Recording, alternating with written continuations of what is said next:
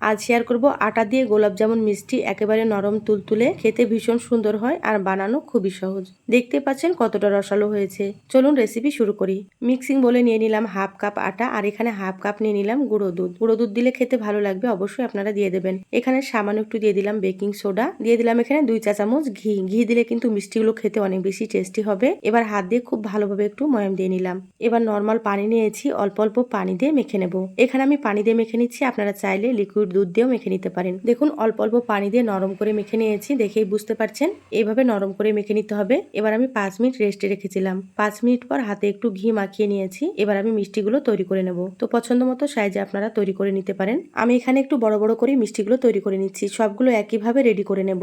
দেখুন মিষ্টিগুলো রেডি হয়ে গিয়েছে, সাইডে রেখে দিলাম। এবার মিষ্টির জন্য সিরা তৈরি করে নিচ্ছি। গ্যাসে কড়াই দিয়ে দিলাম 1 কাপ চিনি, আর এখানে 1 কাপ পানি দিয়ে দিলাম, 4টে এলাচ দিয়ে সিরাটাকে 5 মিনিট খুব ভালোভাবে ফুটিয়ে নেব, তাহলে রেডি হয়ে যাবে। খুব বেশি তার করার প্রয়োজন নেই।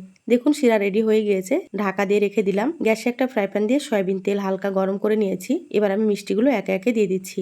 মিডিয়াম আঁচে মিষ্টিগুলো একটু সময় নিয়ে ভেজে নিতে হবে। আপনারা খেয়াল রাখবেন মিষ্টি দেওয়ার সময় যেন তেলটা খুব বেশি গরম না হয়ে যায়। তেল খুব বেশি গরম হয়ে গেলে কিন্তু মিষ্টিগুলো দেওয়ার সঙ্গে সঙ্গে মিষ্টিগুলো ফেটে যেতে পারে। সেজন্য আপনারা হালকা গরম তেলে মিষ্টিগুলো দিয়ে গ্যাসের আঁচ লো থেকে মিডিয়ামে রেখে ভেজে নেবেন। দেখুন মিষ্টিগুলো ভাজা হয়ে গিয়েছে, এবার আমি তেল ঝরিয়ে তুলে নিচ্ছি। এখানে সিরাটা হালকা গরম আছে, এখানে সামান্য একটু ফুড কালার দিয়ে দিলাম। তো এখানে আমি অরেঞ্জ ফুড কালার দিয়ে দিলাম, আপনারা চাইলে এটা বাদ দিতে পারেন। ঢাকা দিয়ে 1 ঘন্টা রেখে দেবো, তারপরে দেখাচ্ছি। দেখুন কতটা বড় বড় হয়ে গিয়েছে মিষ্টিগুলো, খেতে ভীষণ সুন্দর হয়। একবার তৈরি করে খেয়ে দেখবেন। ভালো লাগলে লাইক দিয়ে চ্যানেল সাবস্ক্রাইব করে দিবেন।